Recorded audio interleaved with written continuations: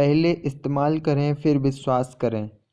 Hello friends, स्वागत है आपका अपने चैनल ग्रेसफुल फार्मा में। तो आज हम स्टार्ट करने वाले हैं बी फार्म 6 सेमेस्टर के सब्जेक्ट मेडिसिनल केमिस्ट्री थर्ड की के यूनिट फर्स्ट का टॉपिक एंटीबायोटिक। तो जैसा कि आप सभी ने थंबनेल में देख ही लिया है, आज हम एंटीबायोटिक के introduction, history, classification and general mechanism के बारे में बात करेंगे आज।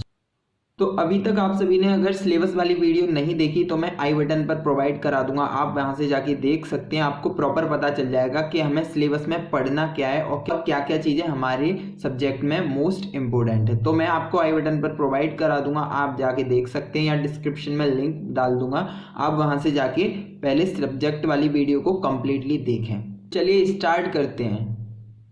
तो आज के टॉपिक एंटीबायोटिक को हम आज स्टार्ट करते हैं। तो जैसा कि आप सभी को पता ही है कि एंटीबायोटिक आप सभी ने नाम बहुत बार सुना हुआ है कि एंटीबायोटिक्स होते क्या हैं। तो आज उन्हें हम आज स्टडी करेंगे।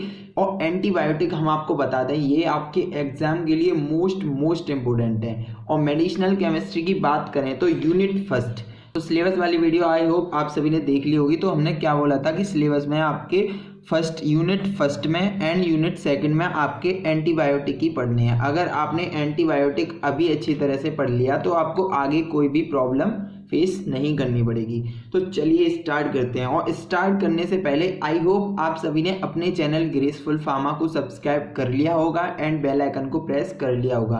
अगर अभी तक नहीं किया तो प्लीज़ यार जल्दी से करो, मोटिवेशन हमारा बढ़ता है। हम एंटीबायोटिक की बात करें तो एंटीबायोटिक ये वर्ड ये आया कहाँ से? एंटीबायोटिक एक आपका ग्रीक वर्ड है। एंटी मतलब होता है आपका किसी के अगेंस्ट काम करना, किसी के अपोजिट काम करना। एंड बायोटिक मतलब स्मॉल लिविंग थिंग, या आप बोल सकते हैं माइक्रो ऑर्गेनिज्म। अब माइक्रो ऑर्गेनिज्म तो आपके बहुत सारे होते हैं, जैसे बैक्टीरिया, वायरस, फंगी, एल्गी। तो यहाँ पे पढ़, लेकिन जो हमारी एंटीबायोटिक होते हैं वो मेनली हमारे बैक्टीरिया के लिए ही यूज होते हैं, ना कि किसी वायरस के लिए। यहाँ पे बस हमारे जो एंटीबायोटिक होंगे वो हमारे किस पे काम करेंगे? आपके बैक्टीरियाज के ऊपर। तो जैसा कि आप सभी को पता ही है कि बैक्टीरियाज के ऊपर काम करेंगे। तो हमारी बॉडी के अंदर कुछ ऐसे बैक्टीरिया भी होते हैं जो हमारी बॉडी के लिए अच्छे होते हैं, और कुछ क्या होते हैं जो हमारी बॉडी के लिए बेकार होते हैं। एंटीबायोटिक की पहले डेफिनेशन देख लेते हैं कि एंटीबायोटिक की डेफिनेशन होती क्या है। तो an antibiotic is a drug substance या chemical substance that use to kill और इनहिबिट या stop the growth of bacteria या माइक्रोब्स। तो सिंपल सी बात है कि एंटीबायोटिक आपके ऐसी ड्रग होती हैं, एंटीबायोटिक आपके ऐसे केमिकल सब्सटेंस होते हैं जो किसी बैक्टीरिया की ग्रोथ को इनहिबिट करने का काम करते हैं, या उसे मारने का, या उस बैक्टीरिया को पूरी तरह से किल करने का काम करते हैं। उन्हें हम क्या बोलते हैं? एंटीबायोटिक। अब antibiotic have no effect on viral infection. Like जो आपके वायरस वगैरह होते हैं उन पर आपके एंटीबायोटिक का कोई भी इफेक्ट नहीं होता, क्योंकि एंटीबायोटिक हमारे जो एंटीबायोटिक होते हैं उनका इफेक्ट बस हमारे बैक्टीरियाज के ऊपर ही होगा, ना ही किसी वायरस के ऊपर। तो जैसे अभी कोविड चल रहा है तो कोविड के लिए हम एंटीबायोटिक नहीं देंगे, उसे एंटीवायरल देंगे, क्योंकि वो एक वायरस है। और हम यहाँ पर जो एंटीबायोटिक्स का यूज होता है वो बस आपके मेनली बैक्टीरियाज के ऊपर होता है। नेक्स्ट कि antibiotic are use to treat many different bacterial infection. अब एंटीबायोटिक कैसी होती हैं? एंटीबायोटिक का यूज आपके बेसिकली बहुत सारे अलग अलग बैक्टीरियल इन्फेक्शंस होते हैं उनके लिए इसका यूज होता है। तो there are obtain from various species like fungi, bacteria, एंजिरोमाइसिन ऑफ माइक्रो ऑर्गेनिज्म।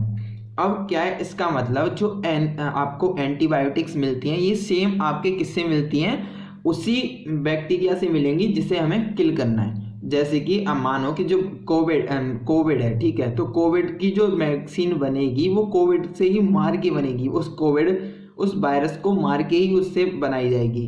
तो ऐसे ही आपका क्या है कि किसी भी अगर माइक्रो ऑर्गेनिज्म है, अगर उसे मारना है बैक्टीरिया को, तो उससे ही कुछ चीज़ एक्सट्रैक्ट की जाएगी, उससे ही वो सारी की सारी चीज़ें एंटीबायोटिक बन के रेडी होगी, और जब उस पर वो काम करेगी। तो all are belongs to the class of anti microbial agent. और जितने भी आपके, अब जैसे कि आपके antibiotic, antiviral, anti fungal, antibacterial, ये सारे के सारे किस कैटेगरी में आते हैं? आपके एंटी माइक्रोबियल एजेंट। अब एंटी माइक्रोबियल एजेंट जैसा कि आप सभी को पता ही चल गया है, माइक्रोबियल मतलब छोटे छोटे स्मॉल लिविंग, जो आपके स्मॉल लिविंग बीइंग्स जो माइक्रो ऑर्गेनिज्म होंगे, जो आपके कैसे होंगे, नेचुरल अकरिंग, जो हमें नेचर से ज़्यादा मिले होंगे और जो सिंथ लैब में बनाए गए होंगे। तो लैब में बनाए हुए और जो नेचर से मिले हुए जो बैक्टीरिया हैं वो हमारे एंटी माइक्रोबियल एजेंट के अंदर आते हैं, जैसे antibiotic, antiviral, anti fungal, anti bacterial.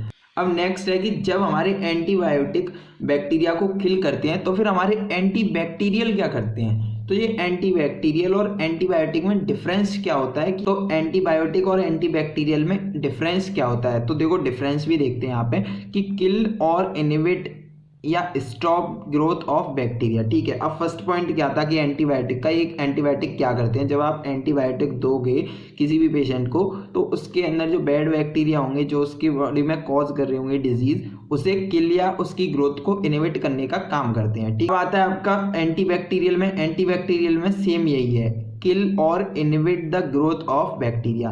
इसमें भी क्या करते हैं आपके कि जब आप किसी को एंटीबैक्टीरियल ड्रग देंगे, एंटीबैक्टीरियल एजेंट्स देंगे किसी पेशेंट को, तो उसके अंदर जो ग्रोथ कर रहा था जो बैक्टीरिया, बैड बैक्टीरिया, उसे वो इनहिबिट करेगा उसकी ग्रोथ को और उसे किल करने का काम करेगा। तो इसका मतलब हमें एक बात पता लगी कि एंटीबैक्टीरियल, एंटीबायोटिक और एंटीबैक्टीरियल का जो रेस्पॉन्स है, जो काम है, जो गोल है उनका, वो कैसा है, दोनों का सेम है। सेकंड पॉइंट है आपका use only for medical purpose. But जो एंटीबायोटिक होती हैं वो कैसी होती हैं, वो बस आपके मेडिकल पर्पस के लिए यूज होती हैं। जैसे कि आप किसी भी मेडिकल स्टोर पर जाओगे, किसी भी फार्मासिस्ट के पास जाओगे तो वो आपको एंटीबायोटिक ऐसे नहीं देगा जैसे आप डिटॉल वगैरह लेने चले जाते हो, क्योंकि वो एक मेडिकल पर्पस के लिए, वो किसी फार्मासिस्ट के प्रिकॉशंस के थ्रू ही आपको दे सकता है, या किसी प्रिस्क्रिप्शन पे अगर लिखा हो कि इस एंटीबायोटिक को ये देनी है, जब भी वो आपको वो प्रिस्क्राइब करेंगे। तो इसलिए हम बोल सकते हैं जो एंटीबायोटिक होती हैं वो बेसिकली आपके मेडिकल पर्पस के लिए यूज होती हैं।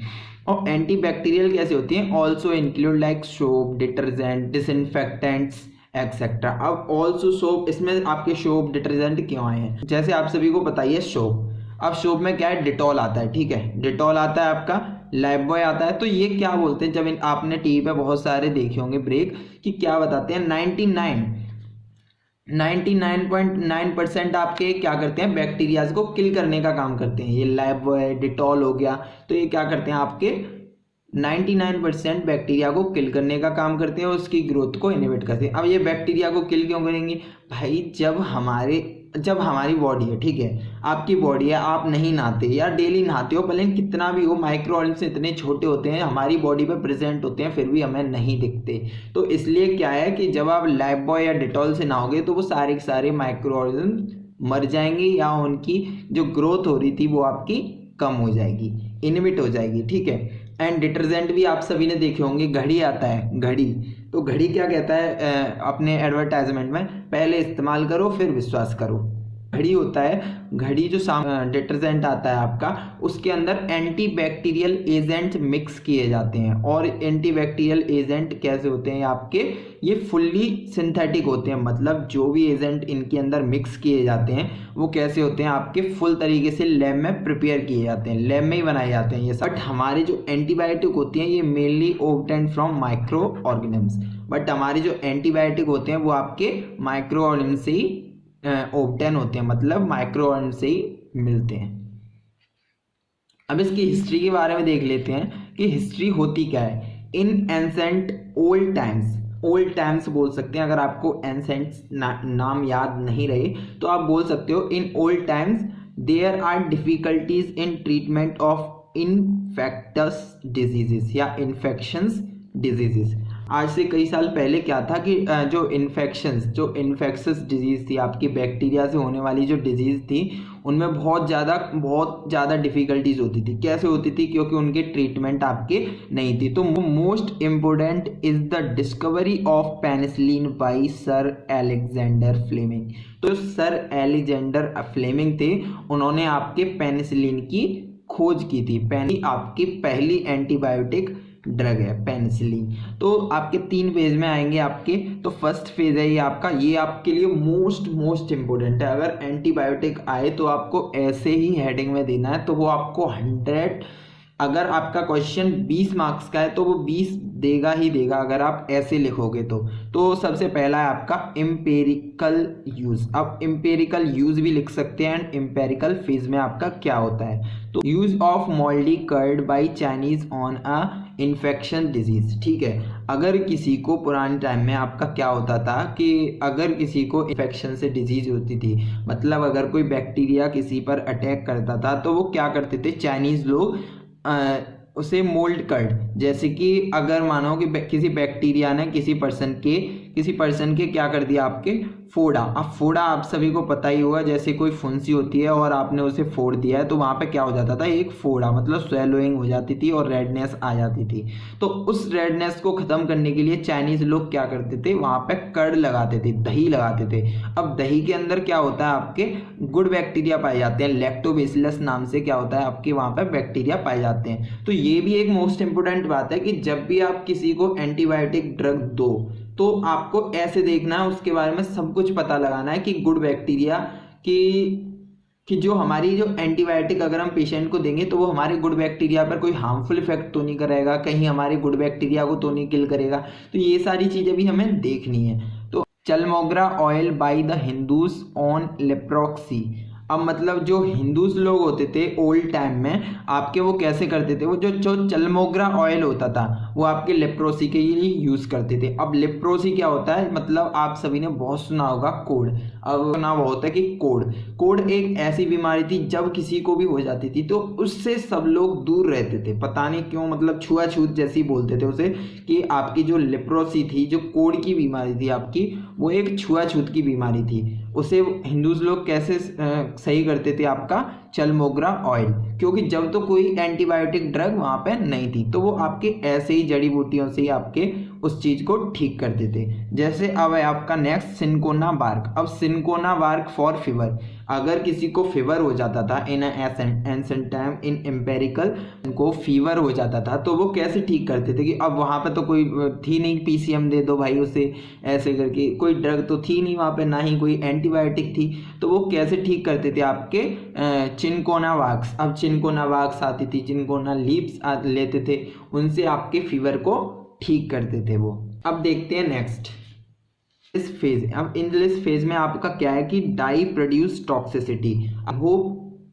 आई होप आप सभी ने माइक्रोबायोलॉजी को अच्छी तरह से पढ़ा होगा, उसमें ही ये सारी चीज़ें थी आपकी कि डाई को कैसे प्रिपेयर किया जाता है बाय द थ्रू ऑफ अगार या कल्चर मीडिया, ऐसे करके आपकी क्या करते थे, वो डाई को प्रिपेयर करते थे। तो डाई आपकी कौन सी होती है, मिथाइलिन ब्लू एंड ट्राइफेन रेड। तो ये क्या करती थी, ये डाई आपकी टॉक्सिसिटी को प्रोड्यूस करती थी। आपके जब थोड़ा उस फेज से थोड़ा और आगे आए आपके, तो डाइज बनाना स्टार्ट कर दी थी जब तक साइंटिस्ट लोगों ने।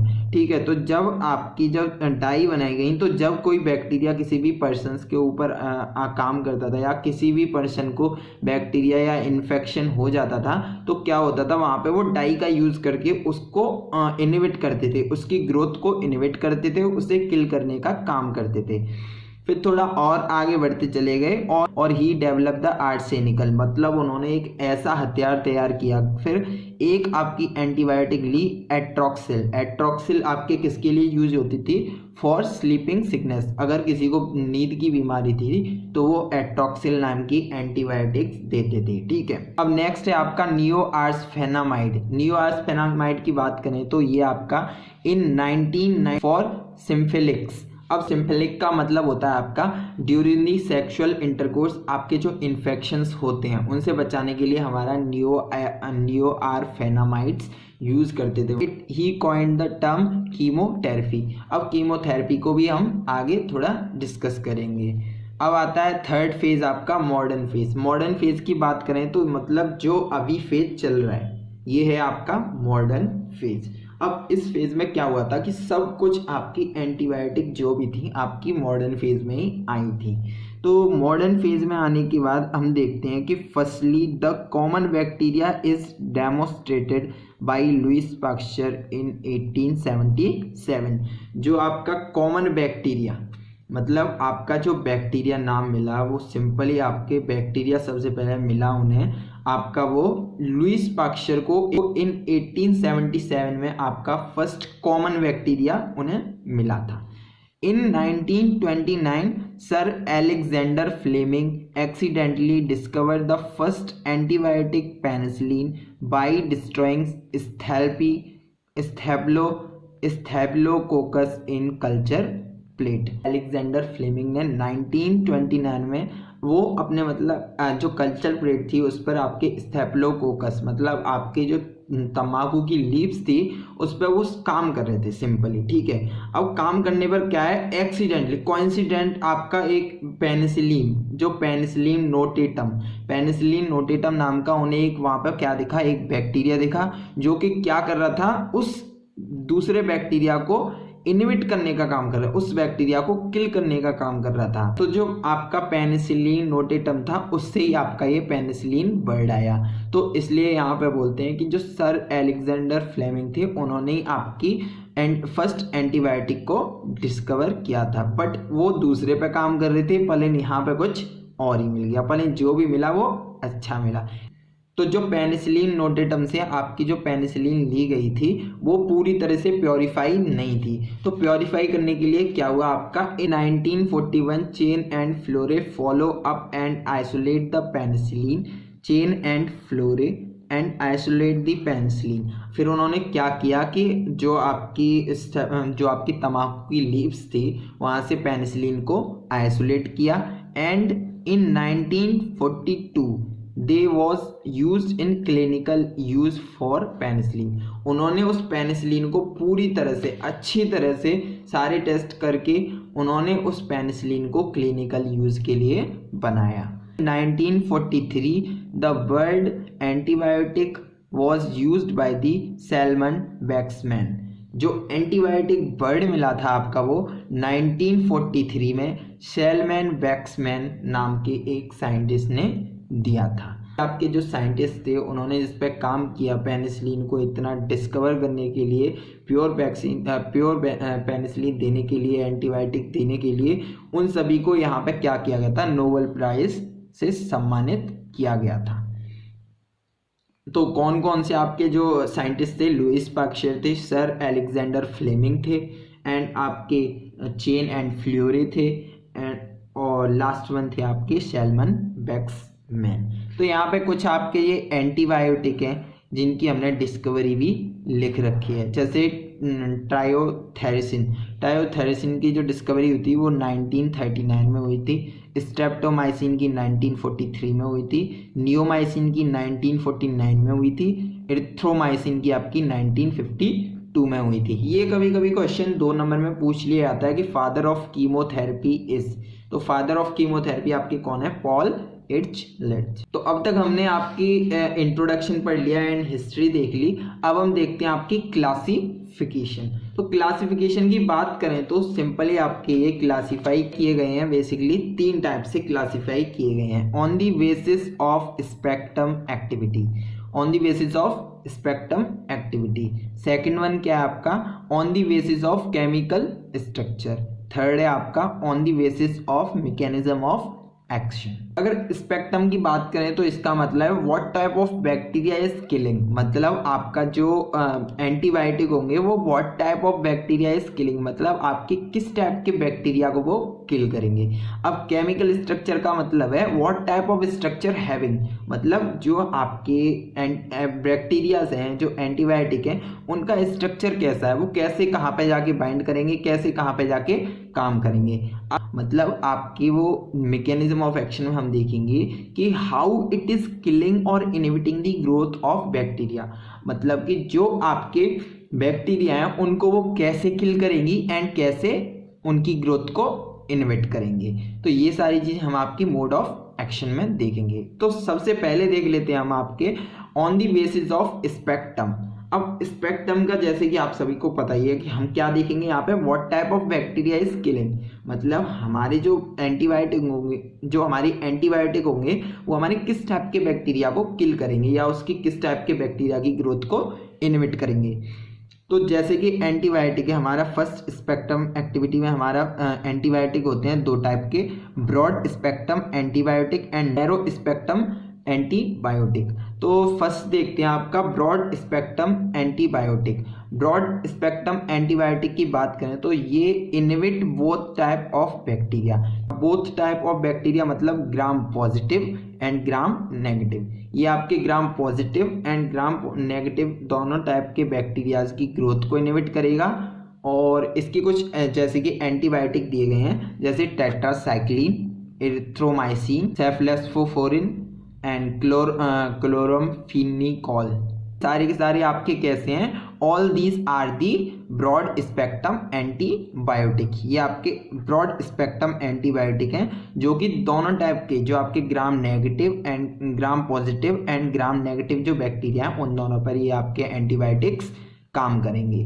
अब आता है सेकंड वन आपका नैरो स्पेक्ट्रम एंटीबायोटिक। अब नैरो स्पेक्ट्रम एंटीबायोटिक मतलब it inhibit only one type of bacteria या it inhibit either type of bacteria. मतलब ये क्या करेंगे, या तो आपके ग्राम पॉजिटिव बैक्टीरिया की ग्रोथ को इनहिबिट करेंगे या आपके ग्राम नेगेटिव बैक्टीरिया की ग्रोथ को इनहिबिट करेंगे। तो यहाँ कोई कुछ भी डिसाइड नहीं है कि ये आपके ग्राम पॉजिटिव को करेंगे, ये नेगेटिव को, ये किसी एक को करेंगे इनमें से, ठीक है। अब इसकी कुछ ड्रग्स हैं आपकी, जैसे penicillin G, vancomycin, bacitracin and streptomycin. तो अगर आपको मोड ऑफ एक्शन अच्छी तरह से याद रखना है, सारी चीज़ें एंटीबायोटिक की अच्छी तरह से याद रखनी है, तो आपको ये लेक्चर पूरा कंप्लीटली देखना है और पूरी फोकस लगा के देखना है, जब भी आप पूरे एंटीबायोटिक मतलब फर्स्ट यूनिट और सेकंड यूनिट को अच्छी तरह से याद कर पाएंगे। अब देखते हैं नेक्स्ट, हम सेकंड है आपका on the basis of chemical structure. तो हमने अभी देखा कि केमिकल स्ट्रक्चर के पे कैसे करेंगे, what type of structure having, मतलब जो आपके एंटीबायोटिक हैं, जो आपके बैक्टीरिया है, उसका स्ट्रक्चर कैसा है, ये देखना भी बहुत ज़्यादा ज़रूरी है। तभी तो किसी पेशेंट को एंटीबायोटिक दे पाएंगे जब हमें उसके स्ट्रक्चर के बारे में कुछ पता हो। तो जैसे कि मानो कि अगर आपको सिंपली आप गए हैं एडमिशन कराने, ठीक है, एडमिशन कराने गए हैं किसी कॉलेज में, ठीक है, ये कॉलेज है आपका और यहाँ पे आप एडमिशन कराने आए हैं। तो एडमिशन कराने पे आप क्या होता है कि सिंपली वो सारे में आपको विजिट कराते हैं कि ये आपकी लाइब्रेरी है, ये आपके क्लासरूम, ये आपकी क्लासरूम है, ठीक है। बट आपने क्या हुआ कि आप तो कॉलेज गए नहीं और आपका घर से बैठे बैठे ही आपका एडमिशन हो गया। तो आप जब फर्स्ट टाइम कॉलेज जाओगे तो आपको वहाँ पे क्लास भी ढूंढनी पड़ेगी, आपको वहाँ पे लाइब्रेरी भी ढूंढना पड़ेगा। तो ऐसे ही हमें वहाँ अगर केमिकल स्ट्रक्चर के बारे में इजीली पता होगा तो हम ड्रग को देंगे और ड्रग हमारी अच्छी तरह से वहाँ पे रेस्पॉन्स कर पाएगी कि कौन सी जगह उसे बाइंड करना है और किस चीज़ को उसे इनहिबिट करना है, किस चीज़ को उसे ब्लॉक करना है। तो ये सारी चीज़ें हमें यहाँ पे देखनी है। केमिकल स्ट्रक्चर आपके लिए मोस्ट इम्पोर्टेंट है, ये तो आपको याद करना ही करना है। फर्स्ट क्लासेस की beta lactam antibiotic. Beta lactam antibiotic में आपकी कुछ एंटीबायोटिक ड्रग हैं, जैसे पेनिसिलिन, ये आपकी मोस्ट इंपोर्टेंट है। प्लस्पोफोरिन, ये भी आपकी एक मोस्ट इंपोर्टेंट है। एंड मोनोबैक्टर आती है एमिनोग्लाइकोसाइड्स। एमिनोग्लाइकोसाइड्स के अंदर है आपकी स्ट्रेप्टोमाइसिन, नियोमाइसिन एंड कैनामाइसिन। फिर आती है टेट्रासाइक्लाइंस। टेट्रासाइक्लाइंस की बात करें, इसके अंदर आती है टेट्रासाइक्लिन, डॉक्सीसाइक्लाइन, ऑक्सीटेट्रासाइक्लाइन। ये आपकी एंटीबायोटिक ड्रग हैं जिन्हें हम क्या करेंगे फर्स्ट यूनिट में डिस्कस करेंगे। देखो जैसे कि ये है, तो आपके क्या हुआ है इसमें एंटीबायोटिक बीटा फर्स्ट, देखो ये बीटा लैक्टेट एंटीबायोटिक और एमिनोग्लाइकोसाइड्स और टेट्रासाइक्लाइंस। तो ये तीन हम यहाँ पे डिस्कस करेंगे। और जो मैक्लोराइड जैसे कि मैक्लोराइड है और इसके जो एंटीबायोटिक है एरिथ्रोमाइसिन, क्लोरोथर्मोमाइसिन एंड एंजिथ्रोमाइसिन। अब देखते हैं कि थोड़ा सा मैकेनिज्म देख लेते हैं कि general mechanism, mode of action या मैकेनिज्म ऑफ एक्शन कुछ भी बोल सकते हैं। तो जनरल मैकेनिज्म देखें तो कभी कभी 2 नंबर में पूछ लिया जाता है कि बैक्टीरियोसाइटल और बैक्टीरियोस्टैटिक में आपका डिफरेंस क्या है। तो सिंपल सी बात है कि जो बैक्टीरियोसाइटल होता है वो बैक्टीरिया को किल करने का काम करता है। मतलब जैसे कि मानो ये बैक्टीरिया, ठीक है, ये बैक्टीरिया आपका और इससे क्या हो रहा है, अब बैक्टीरिया क्या करता है अपनी ग्रोथ के लिए 2x करता है, मतलब 2x डेवलप होता है, ठीक है। ये 1 से क्या हुआ 2 हुए, अब इस वाले 1 से 2 होंगे तो ये 2 हो गए, अब इस वाले 1 से होंगे ये 2 हो गए, तो यहाँ पर कितने 4 बैक्टीरिया हो गए, ठीक है। ये संख्या को ज़्यादा कर रहे हैं, अपनी संख्या को बढ़ा रहे हैं, और इसी को क्या करेंगे, जो बैक्टीरियोसाइडल जब आप देंगे, ड्रग देंगे बैक्टीरियोसाइडल की, तो वो उस बैक्टीरिया को ऊपर से ही किल कर देगी।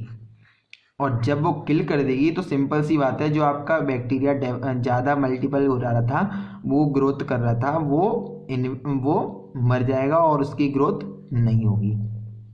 तो इसकी कुछ ड्रग्स हैं जैसे पेनिसिलिन और पॉलीपेप्टाइड, और भी बहुत सारी हैं, ठीक। बैक्टीरियोस्टेटिक, अब बैक्टीरियोस्टेटिक क्या होते हैं, इनहिबिट बैक्टीरियल ग्रोथ, जो बैक्टीरिया की ग्रोथ होती है, जैसे ये बैक्टीरिया था आपका, बट आपकी ये क्या थी, ये ग्रोथ हो रही है, इतनी ग्रोथ हो रही है, तो ये क्या करेगा, बस इस बैक्टीरिया की ग्रोथ को इनहिबिट कर देगा। जैसे कि यहाँ पे आपके ये 1 से 2 में डिवाइड हो रहा है, तो यहाँ पे ये आपके 1 से 1 में ही रह जाएगा। एग्जाम्पल है सल्फोनामाइड्स एंड टेट्रासाइक्लिन्स।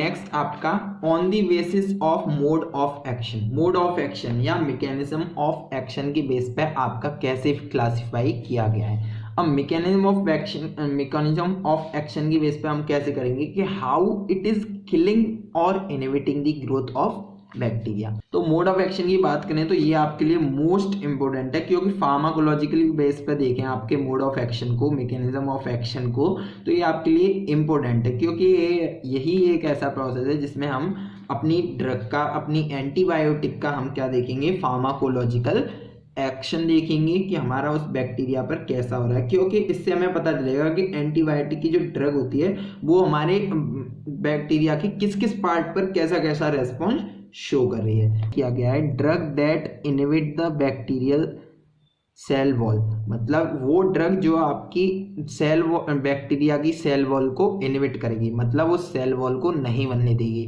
अब ये सेल वॉल कैसे बनी थी, इसे हम बीटा लैक्टेट वाले, मतलब जो नेक्स्ट लेक्चर आएगा उसमें हम देखेंगे कि उसकी सेल कंप्लीटली कैसे बनती है और वो कैसे प्रोटेक्शन करता है अपनी सेल से। तो बैक्टीरिया की जैसे कि ये है, ठीक है, ये आपका बैक्टीरिया है, ठीक है, ये बैक्टीरिया है, तो जो बाहर वाली लेयर होती है वो कैसी होती है, सेल वॉल, ठीक है। ये क्या होती है, बैक्टीरिया की सेल वॉल, उसके सेल की ये बॉल होती है। फिर सेकंड क्या होता है आपकी, फिर सेकंड होती है उसमें सेल मेम्ब्रेन बोल सकते हो। बात है कि यहाँ पे अगर कोई ड्रग दी हमने और इसकी जो लेयर है इसे इनहिबिट करेंगे, तो सिंपल सी बात है कि हमारी ड्रग जो एंटीबायोटिक देंगे वो अच्छी तरह से रेस्पॉन्स करेगी और उस बैक्टीरिया को किल कर देगी, क्योंकि जब बैक्टीरिया की सेल वॉल ही नहीं बनेगा तो सिंपल सी बात है कि हमारी बैक्टीरिया भी मर जाएगा।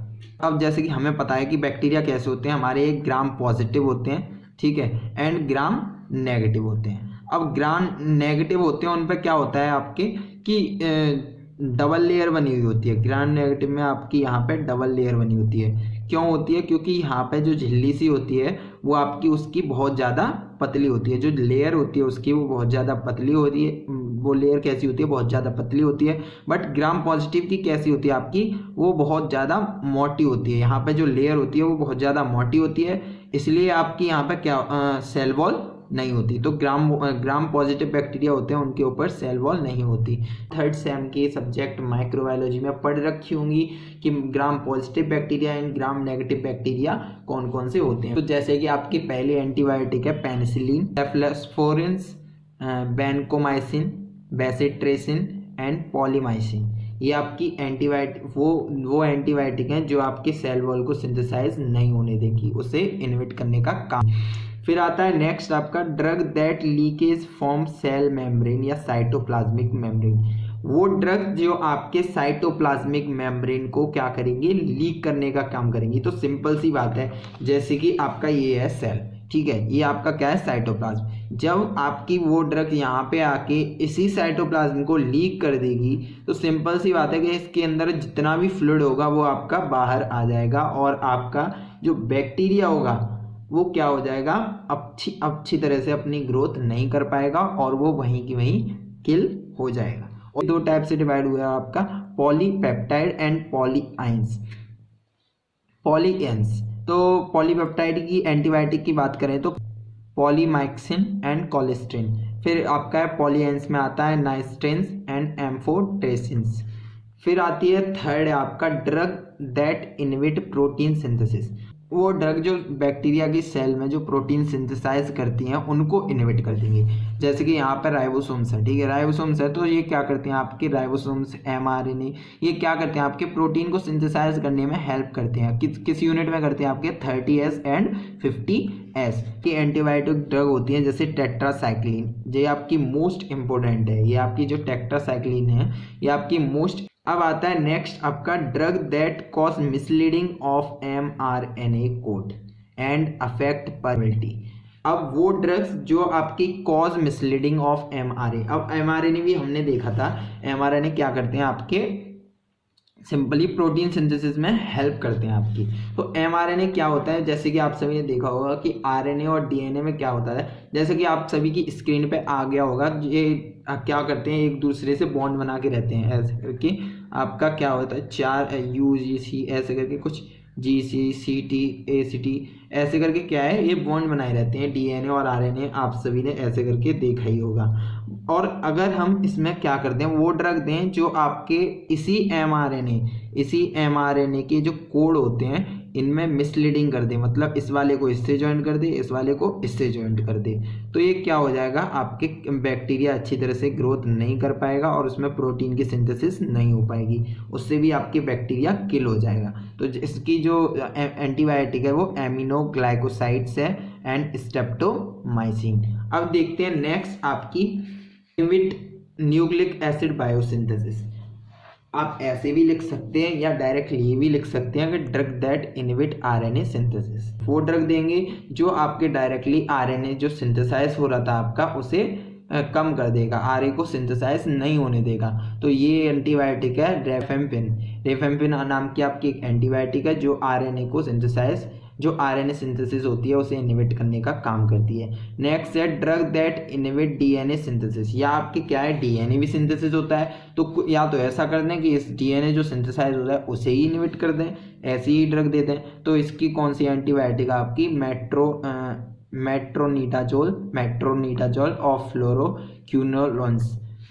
फिर नेक्स्ट है आपकी drug that folic acid synthesis inhibitor. इसकी एंटीबायोटिक आपकी ट्राइमेथोप्रिन एंड सल्फोनामाइड। अब ये आपके लिए मोस्ट इंपोर्टेंट है अब कि आपको इनकी क्लासिफिकेशन याद करनी ही पड़ेगी। कैसे भी याद करो, लिख लिख के याद करो, क्योंकि अगर लिख लिख के याद करोगे तो आपको बहुत ही अच्छी तरह से बहुत लॉन्ग टाइम तक याद भी रहेगा। तो सो फ्रेंड्स, आई होप आप सभी को आज का लेक्चर एंटीबायोटिक अच्छी तरह से समझ में आया होगा। अगर कोई क्वेरी हो तो मुझे कमेंट में करके ज़रूर बताएं। और यार अभी तक सब्सक्राइब नहीं किया तो यार सब्सक्राइब करो, क्या कर रहे हो, तो जल्दी से चैनल को सब्सक्राइब करो एंड बेल आइकन को प्रेस करो। और कोई भी क्वेरी हो तो मुझे कमेंट में बताएं या किसी भी सोशल मीडिया के ऊपर बता सकते हैं आप लोग। थैंक यू एंड मिलते हैं नेक्स्ट लेक्चर में। Thank you, stay safe and good bye.